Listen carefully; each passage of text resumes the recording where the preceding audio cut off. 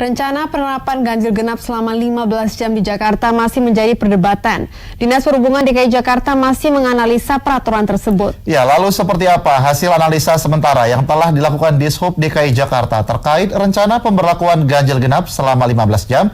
Telah ada Ruth Maria Tiara bersama Kadishub DKI Jakarta, Syafrin Liputo. Silakan Tiara. Ya, terima kasih rekan Vandana dan juga Wahyudi di studio. Dan pemirsa, wacana penerapan ganjil genap selama 15 jam khusus di wilayah Ibu Kota Jakarta ini kembali mencuat setelah dianggap berhasil mengurangi kemacetan pada Asian Games 2018 lalu. Seperti apa? Sudah bersama saya Bapak Syafrin selaku Kadishub DKI Jakarta.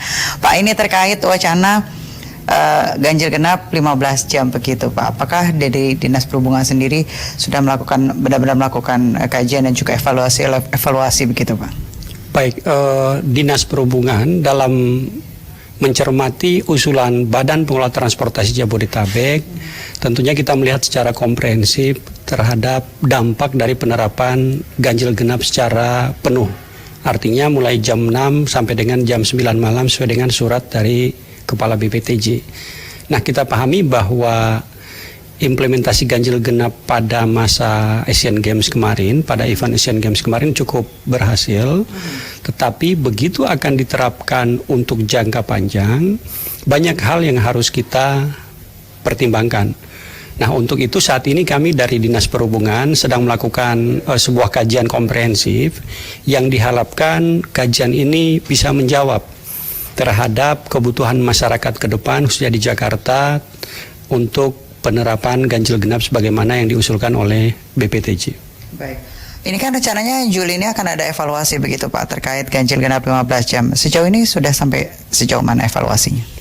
Baik, sesuai dengan amanat peraturan gubernur bahwa setiap 6 bulan sekali kami itu melakukan evaluasi.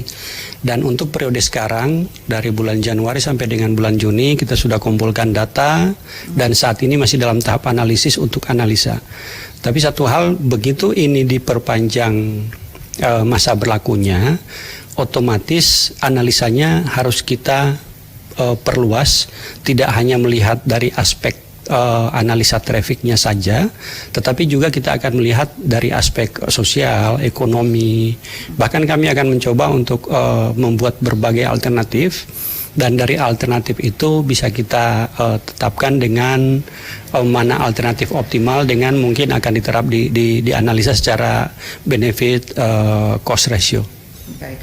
Ya. Terkait warga sendiri begitu Pak, ini pro dan kontranya memang sangat keras di masyarakat walaupun masih jauh dan masih banyak pembahasannya. Ini kira-kira antisipasinya nanti selain dari yang tadi Bapak sebutkan, apalagi sih Pak yang memungkinkan nantinya untuk mengurangi kepadatan di Jakarta begitu? Memang idealnya sesuai dengan teori transport bahwa untuk pembatasan lalu lintas ganjil genap itu hanya menjadi sasaran antara. Dia tidak bisa diterapkan untuk jangka panjang. Nah, setelah ganjil genap baru bisa beranjak ke strategi berikutnya, yaitu electronic road pricing.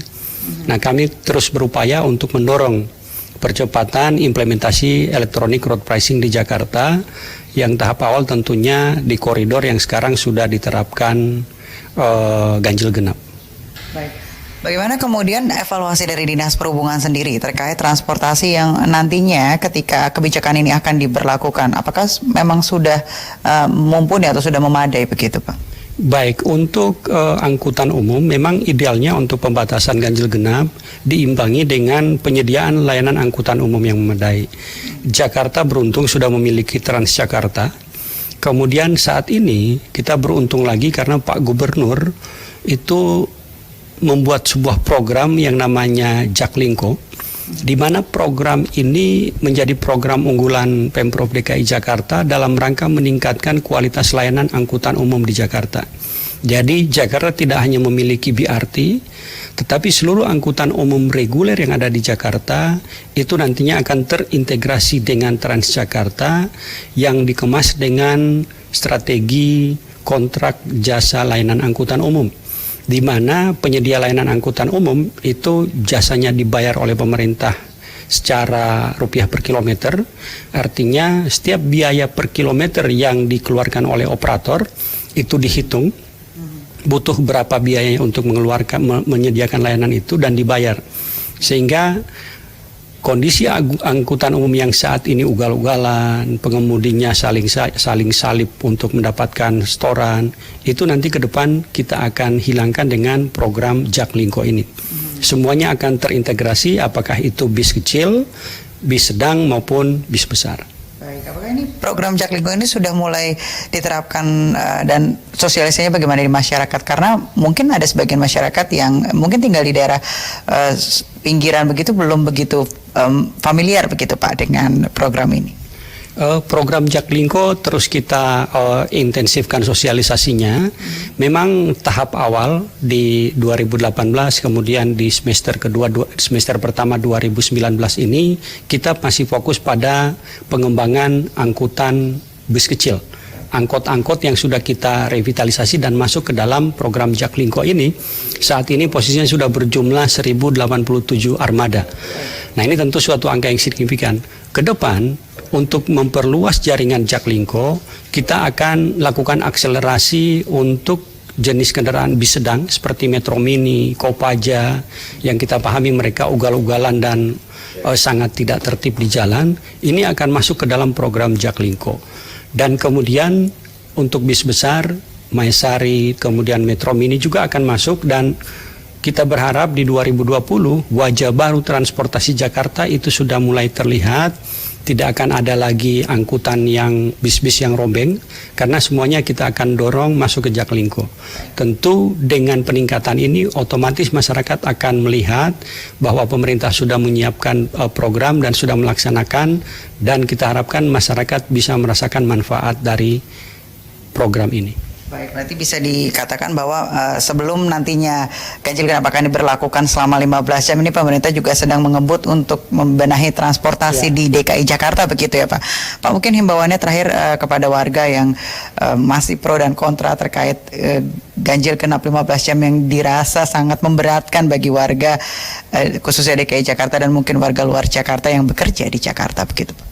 Baik, kepada masyarakat Jakarta atau Jabodetabek yang beraktivitas di Jakarta, saya menghimbau bahwa silakan beraktivitas bagaimana biasa terhadap hoax pemberlakuan 15 jam ganjil genap itu tidak benar, karena pemerintah Provinsi DKI Jakarta saat ini sedang mengkaji secara komprehensif terhadap seluruh alternatif pemberlakuan pembatasan lalu lintas di Jakarta. Dan tentunya kami akan menerapkan kebijakan yang win-win, di mana itu yang akan dirasakan langsung oleh masyarakat terhadap kelancaran lalu lintas di Jakarta.